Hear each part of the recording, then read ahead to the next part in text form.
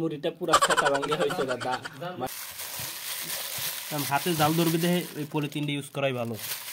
মুড়ি ডালা শেষ, এখন দিয়ে নেব পেঁয়াজ। এই যে পেঁয়াজ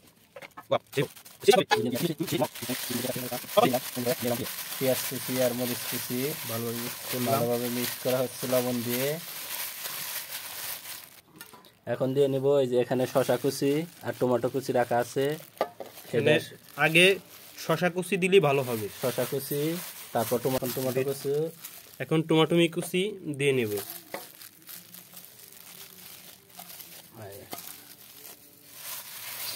ভালোভাবে তিনটা জিনিস ভালোভাবে মিক্স করে নিলাম। এখন দিয়ে নিলাম আমরা ধনিয়ার পাতা।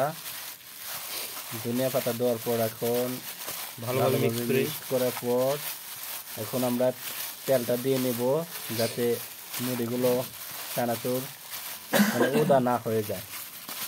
মানে দেখছেন মহিদুল ইসলাম অঙ্কন, এখানে দেখছেন কি ফ্লেভারটা আসছে। এখন আমরা দিয়ে নেব তেল, মুড়িগুলোর জন্য ড্যাম না হয়ে যায়, এই জন্য আমরা তেল দেখতে পাচ্ছেন। ছোলা দেখছেন, আরো আছে ছোলা, এটিও দাও। এখন এই যে দিয়ে নিচ্ছি আমরা ছোলা, ভালো করে ভিতরে না থাকে কাগজের ভিতর। হ্যাঁ এই যে ছোলা দিয়ে নিলাম। আমরা চানাচুর গুলো দিয়ে নিচ্ছি, দেখতে পাচ্ছেন। চানাচুর দেওয়ার পর বাকি তেলগুলো আমরা দিয়ে দেবো, মানে চানাচুর গুলো আমরা বাকি তেলগুলো দিয়ে নিচ্ছি। দেখছেন কত কি পরিমাণ তেল দিচ্ছি, যত তেল দেবেন তত মজা হবে। এর কাছে তোলা টমেটো, শসা, ধনিয়া পাতার সাথে মিক্সড করব, তারপর দেবো আমরা সল্ট। দেখছেন সব কিছু ভালোভাবে মিক্স করা হচ্ছে। দেখছেন দেখি দেখছেন, ওয়াও। এখন আমরা দিয়ে নেব ম্যাগি মশলাটা দিয়ে দাও। এই যে ম্যাগি মশলা দেখছেন কি সেন্ট আসছে, ওয়াও। এখনই মনে হয় দিয়ে নিচ্ছি আমরা সল্ট,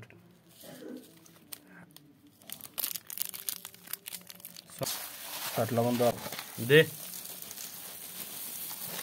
মুড়িগুলো দেখছেন কি পরিমাণ বড়, না দিলে মুড়ি একদম দেখছেন কি সুন্দর, ওয়াও। দেখছেন আপনারা দেখতে পাচ্ছেন কত সুন্দর ফ্লেভার আসছে। এই যে দেখছেন মুড়ি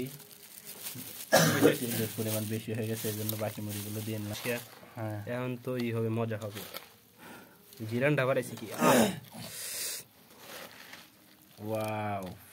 দেখছেন আপনারা কত সুন্দর ফ্লেভার।